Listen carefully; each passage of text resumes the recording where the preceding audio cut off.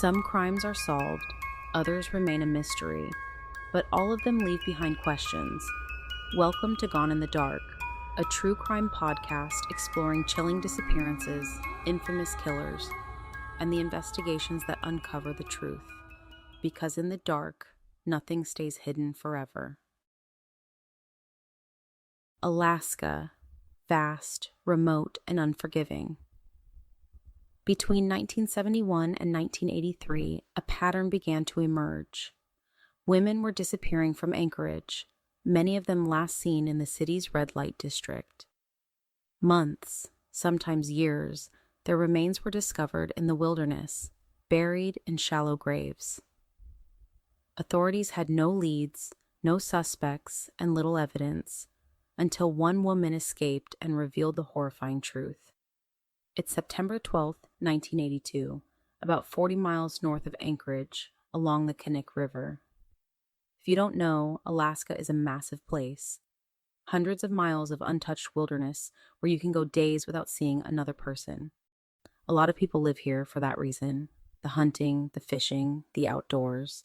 And on this particular morning, Anchorage police officer John Daly was doing just that, spending his day off hunting moose with a friend. The Knik River was a popular hunting spot, a place where plenty of men from Anchorage would go to escape the city, even if just for a weekend. But as Daly and his friend hiked along the riverbank, something caught his eye. Up ahead, just off the trail, the ground didn't look right. There was a depression in the dirt, something unnatural, something disturbed. Maybe an animal had been digging, maybe something had been buried. As they got closer, Daly noticed something sticking out of the dirt, a piece of fabric, denim. He bent down, reached for it, and pulled. The earth gave way, revealing something pale beneath the dirt. A human body. The remains of a young Caucasian woman lying in a shallow grave. She had been murdered. An ace bandage was wrapped tightly around her head, covering her face completely. As police sifted through the loose soil around her, they uncovered a .223 caliber shell casing. The medical examiner determined that she had been shot once in the chest, the bullet piercing directly through her heart. What Daly had just uncovered was the first body that would lead investigators to a serial killer they didn't yet know existed. About a month later, in October 1982, authorities identified the body as 24-year-old Sherry Morrow. To fully understand her story, it's important to look at what was happening in Anchorage, Alaska during this time. In 1982, the city was experiencing an oil boom, drawing people from across the country with the promise of well-paying jobs. With this surge of new arrivals, Anchorage became a city that never truly slept. Its downtown filled with bars, dance clubs, and massage parlors, catering to the influx of workers. According to Leland Hale, co-author of Butcher Baker, 4th Avenue in downtown Anchorage was lined with strip clubs and adult establishments, creating an atmosphere that thrived on excess.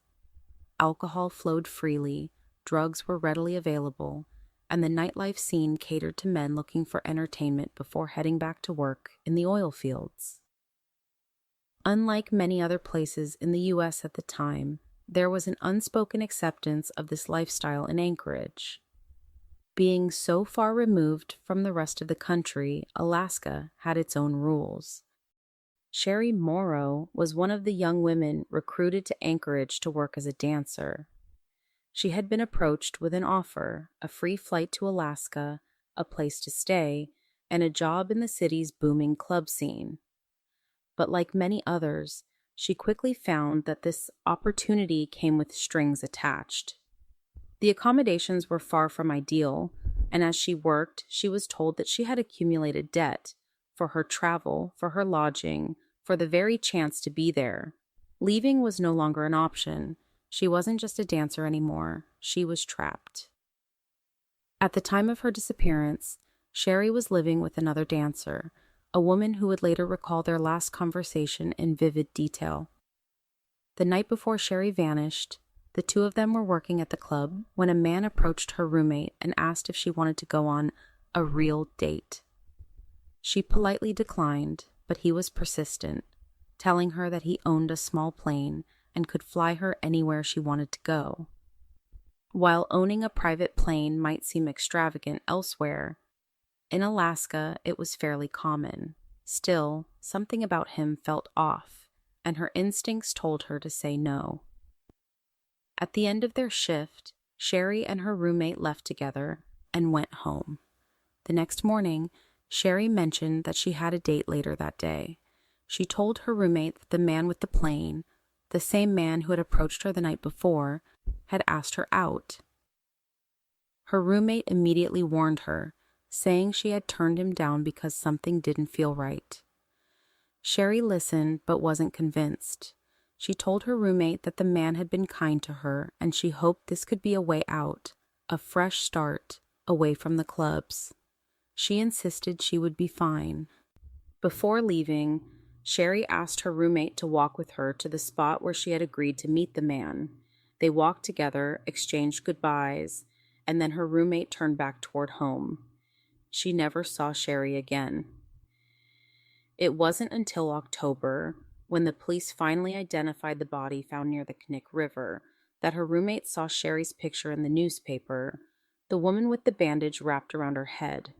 Law enforcement was actively investigating the case, but once it became known that Sherry was a dancer, the urgency around her murder seemed to diminish. She had no family nearby, no one to push for answers. She was vulnerable, and it was entirely possible she had been targeted for that very reason. Unfortunately, we know this isn't uncommon. Even today, crimes against sex workers and marginalized communities often don't receive the attention they deserve.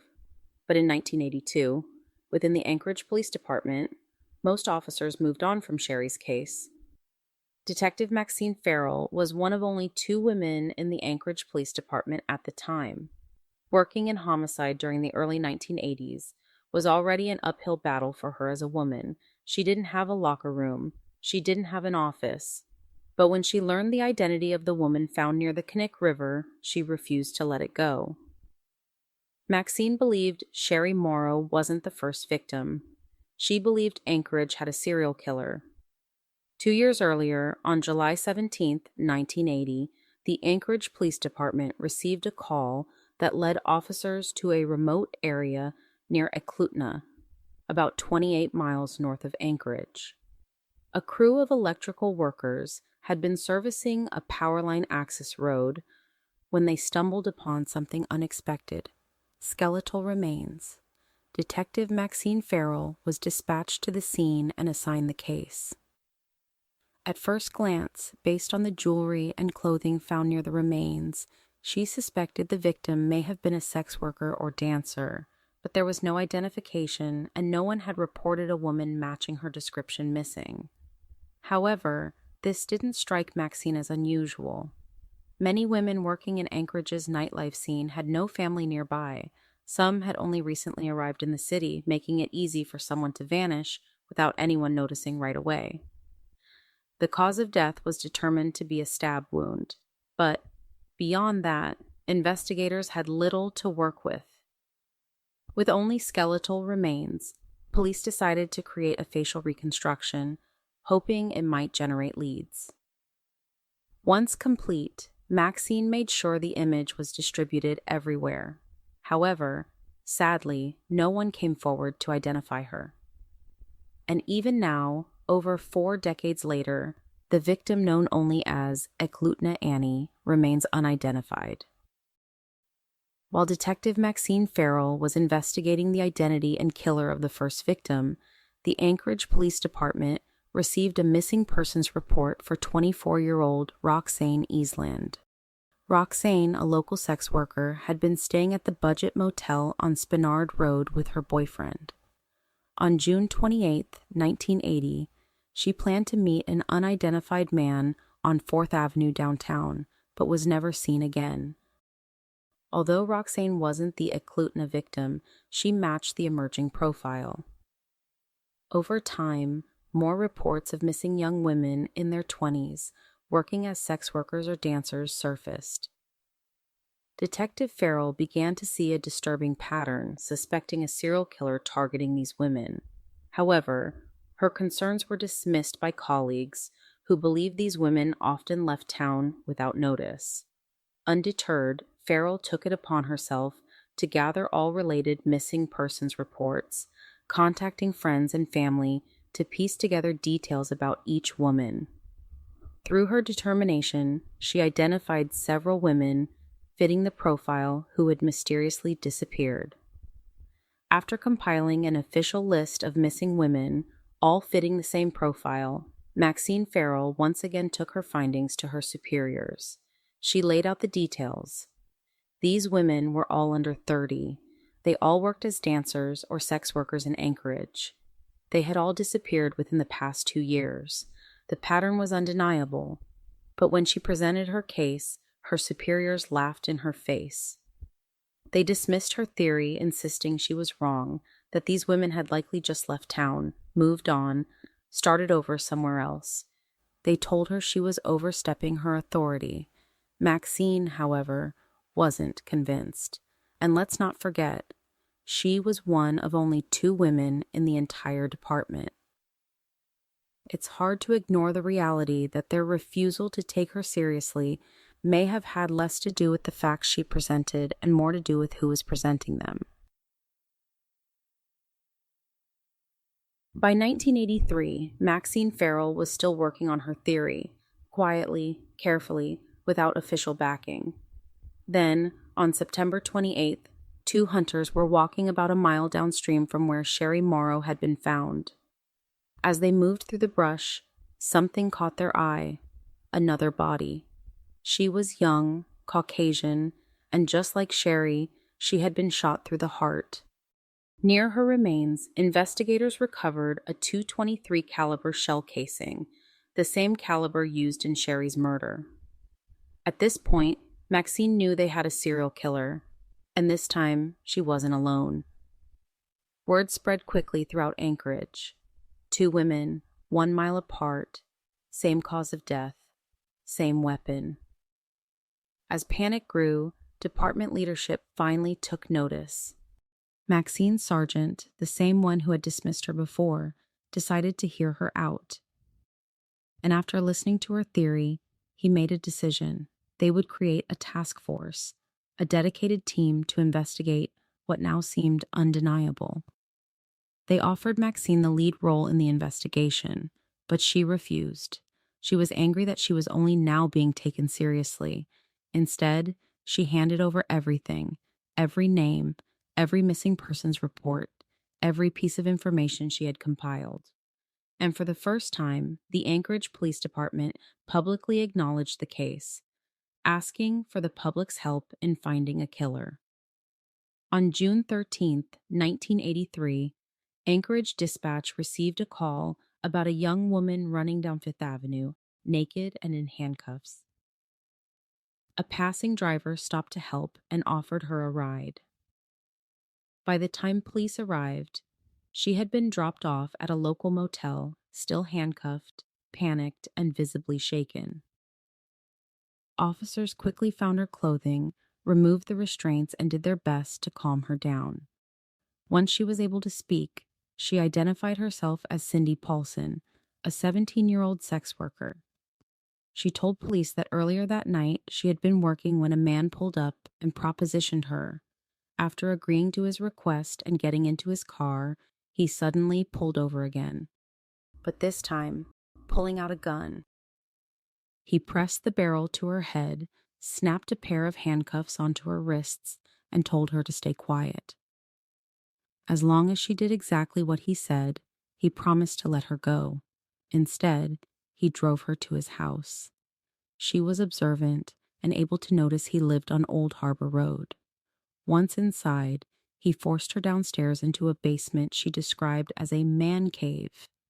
He assaulted her on a bearskin rug, then wrapped a metal chain around her neck, securing her in place before leaving her alone. She remained trapped in that basement for 4 to 5 hours, waiting in terror for what would happen next. When he finally returned, he told Cindy he was taking her to his cabin for the weekend. She begged him to take her home, telling him her mother would be worried that she had been gone so long, but he refused. Instead, he told her about his private plane and that they would fly there together. That's when she realized if she got on that plane, she wouldn't come back. The moment they arrived at Merrill Field Airport, Cindy watched carefully as the man stepped out of the car and began preparing the plane for takeoff. Knowing this was her only chance, she threw open the back door of the car and ran. Still handcuffed, barefoot, and completely exposed, she sprinted across the airport runway with him chasing after her. She didn't stop until a truck driver pulled over to help. He picked her up and drove her to safety. Leading to this moment in the motel, where she now sat with police, trying to make sense of what had just happened. After taking Cindy's statement, officers transported her to the hospital for a rape kit. On the way, they drove past the small airport, hoping she could identify the plane her abductor had been preparing. Without hesitation, she spotted it immediately. That lead was all the police needed. They called the airport and requested information on the owner of the aircraft. His name was Robert Hansen. At 42 years old, Hansen was a well-known local baker who owned Hansen's Bakery in Anchorage. He was married to Darla Hansen, a deeply religious woman who was active in the church, though Robert rarely attended with her. Darla was a beloved special education teacher, known in the community for her work with children who needed extra help, and together the couple had 2 children. Robert had struggled to maintain friendships. In an effort to help him socialize, Darla had often arranged play dates between Robert and other men, but each time the friendships fell apart. One man, who agreed to go hunting with him later, told a friend that something about Robert felt off. He explained that Robert enjoyed the kill a little too much. It made him uncomfortable enough that he never hung out with Robert again. Police made their way to Robert Hansen's home, and to their surprise, he was fully cooperative. He told them he owned a local bakery and insisted that he hadn't been with anyone that morning. Still, officers asked if they could take a look inside the basement, the one Cindy had described, and Hansen agreed. When they made their way downstairs, everything matched Cindy's story. The bearskin rug was there. Animal trophies covered the walls. The entire room was exactly as she had described it, but without any clear physical evidence, police decided to believe Robert over Cindy. He was a business owner, a husband, a father.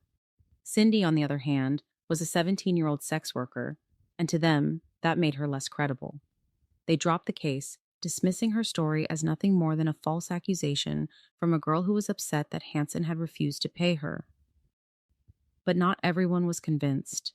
One officer, Greg Baker, believed Cindy, and just like Maxine Farrell before him, he decided to investigate the case in secret, on his own. On the surface, Robert Hansen seemed like a normal, hardworking family man. But when Officer Greg Baker dug deeper, he uncovered a much darker past. Robert Hansen grew up in Esterville, Iowa, in a strict household. His parents owned a bakery, and his father was the one who did most of the baking, just as Robert would go on to do later in life. That experience ultimately inspired him to open a bakery of his own. But Robert was quiet, withdrawn, and socially awkward. As a child, he had a severe stutter and was relentlessly bullied. On top of that, he suffered from cystic acne, which left his face permanently scarred. He didn't have a girlfriend in high school, and girls often rejected him. After graduating, he joined the Army Reserve, where he had his first sexual encounter with a sex worker. But military life didn't last long. When he returned home, his deep-seated resentment boiled over. In 1960, at the age of 21, Robert Hansen burned down the school bus garage in Pocahontas, Iowa.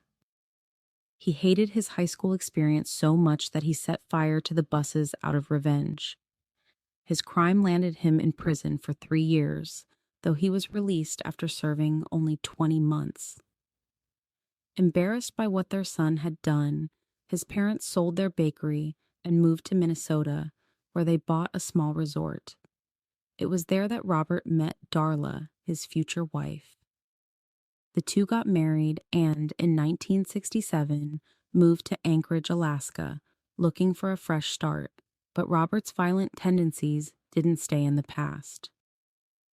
On November 22, 1971, he attempted to abduct a real estate secretary named Susan Hepburn. He first spotted her downtown and followed her home. The next day, he returned with a gun and tried to kidnap her at gunpoint, but he didn't realize she had roommates. When they walked in on the attack, they immediately called the police and Hansen was arrested on the spot. At 32 years old, Robert was now facing serious charges, but while he was out on bail, police received another call. This time from Patricia Roberts, a local sex worker. She reported that a man had abducted her at gunpoint, sexually assaulted her, and then miraculously let her go. She identified her attacker as Robert Hansen, and he was arrested again, but this time he was able to cut a deal. He agreed to plead guilty to assault with a deadly weapon for the attack on Susan Hepburn in exchange for the charges against Patricia Roberts being dropped. On March 24, 1972, Robert Hansen was sentenced to 5 years in prison, but he only served 6 months before being released into a work release program. That moment changed everything.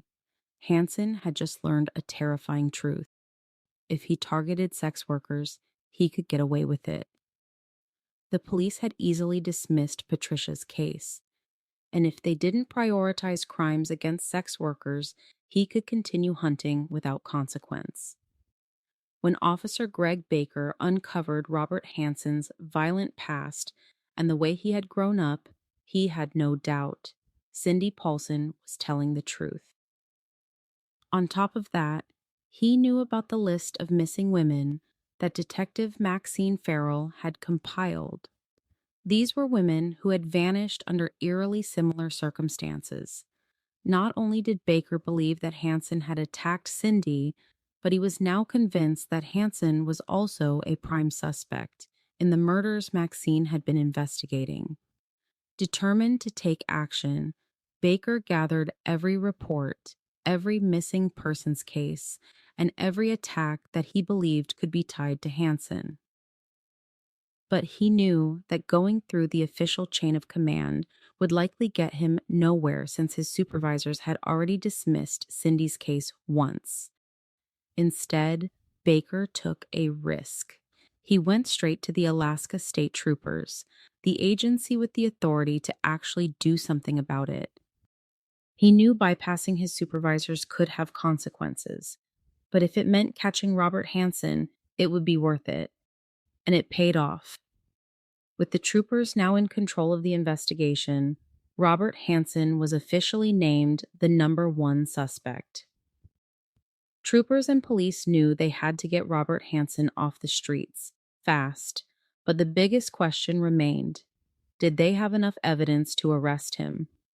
On October 27, 1983, they devised a plan to lure Hansen out of his home without raising suspicion. Investigators asked him to come down to the station for a conversation, and to their relief, he agreed. When he arrived, they sat him down in an interrogation room carefully staged to rattle him. On the table in front of him was a massive stack of folders, each one labeled with his name. On the wall, they had hung a large map, his house circled along with other key locations from their investigation. Everything was designed to make him nervous, to make him believe they had been building a case against him for years. The questioning started gently. They asked about his childhood, his troubled past, and the previous attacks he had been arrested for. Then they confronted him with the new evidence, the abductions, the murders, the bodies they had found, but Hansen adamantly denied everything. He claimed that whenever he had been arrested, it was nothing more than a misunderstanding, that the women he had encountered had tried to overcharge him for their services, and when he refused, they made false accusations.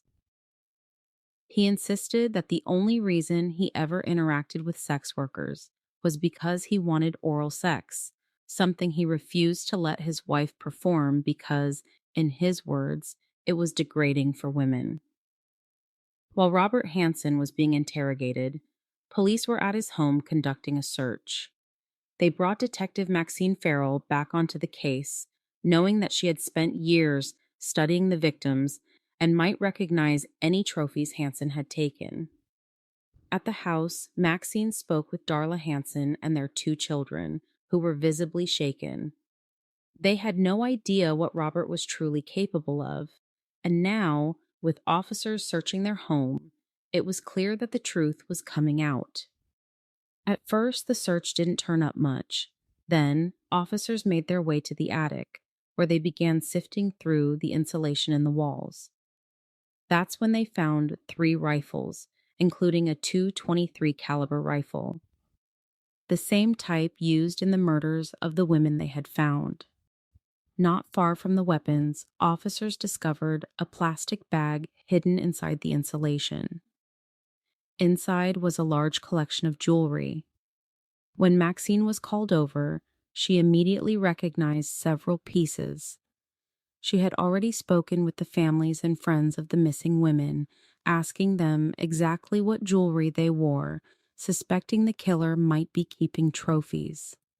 The pieces in the bag matched her records perfectly. This was the breakthrough they needed. The evidence found in Hansen's attic tied him directly to the victims Maxine had been fighting for all along. While searching Hansen's house, police found an aviation map covered in random pencil markings. One detective decided to cross-check the asterisk markings on the map with known burial sites to see if there was a connection. When 2 of the asterisks matched locations where bodies had already been found, police realized what they were looking at: a record of where Hansen had buried his victims. And the numbers were far worse than they had expected. There were 21 asterisks on the map. So far, police had identified 2 known victims and had compiled a list of 10 missing women they believed could be connected. But if Hansen had marked 21 locations, the true number of victims could be twice what they originally thought. At this point, investigators felt confident they had everything they needed. The map, the weapons, the jewelry, all of it pointed directly to Hansen. It should have been an open and shut case. But despite the overwhelming evidence, police knew that nothing was guaranteed in court. They needed a confession to ensure there was no room for doubt. 4 months later, while awaiting trial, Robert Hansen requested to speak with a preacher. He asked the preacher what types of sins God would forgive. Following this conversation, on February 22, 1984, he requested to speak with investigators, and Robert Hansen ended up confessing. He told police that good girls were girls that were interested in him, and bad girls were motivated by money, and that bad girls were who he was targeting to fulfill his violent fantasies. Using the aviation map found in his home, Hansen detailed the abduction, assault, and murder of numerous women. He didn't know their names, but provided specific information about where he picked them up, the nature of the assault, and the location of their bodies. He described how he would leave them undressed, handcuffed, and release his victims into the Alaskan wilderness. He was hunting them like animals.